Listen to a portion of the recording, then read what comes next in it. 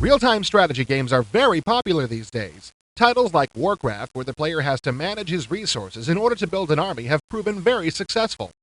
Virgin Interactive, along with the world-famous Bitmap Brothers, are hoping to continue this trend with their upcoming release, simply titled Z. Z isn't much different from games like Warcraft and Command & Conquer in the way it plays. The player has a force comprised of different robots and weapons.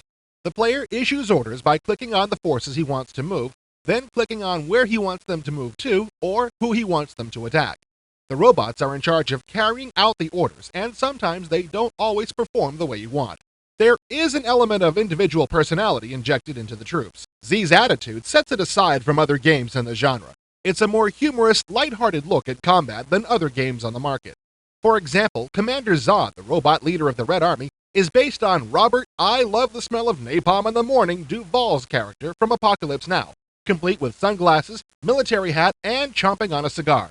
But that's just the beginning, because Z includes a rowdy bunch of beat-up robots that just love to drink, swear, and drive tanks really fast in order to get wherever the fighting is. But despite all of its levity, Z is still a serious game. And even though the player does have to handle resource building and management, the game is more focused on combat and destruction.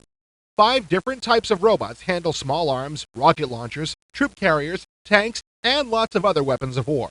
And when fighting does break out, the incredible graphics put on a giant pyrotechnic show highlighting the effects of the massive firepower each side is directing at each other. Gameplay in Z occurs on a planet where there are factories placed around the battlefield. These factories supply armies with additional troops and weapons. The army that is in control of the territory that the factory is located in receives the factory's production, meaning that the more territory an army holds, the faster production occurs.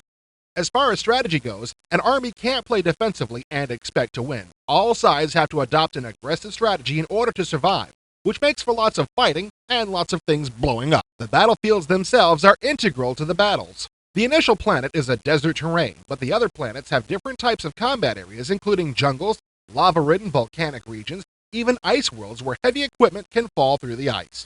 There's even the possibility of hiding your troops under the water in order to ambush unsuspecting forces as they come by. The battlefields aren't just places where the fighting occurs, but they can become part of the fighting itself. Of course, there's going to be multiplayer capabilities included. I mean, what's the point of blowing up something if it doesn't belong to someone you personally know? Up to 4 people will be able to go at it over the network. And modem play will also be supported for 2-player devastation. Z is a real-time strategy game made for the Tim Allen and all of us. Forget all that building farms and barracks stuff. Finesse is for sissies. Z lets the player command his forces in an all-out slugathon to the finish with horrendous weaponry. For those of us who would rather launch a missile than build a gold mine, Z looks to be a gold mine itself. Expect Virgin to release it sometime in September.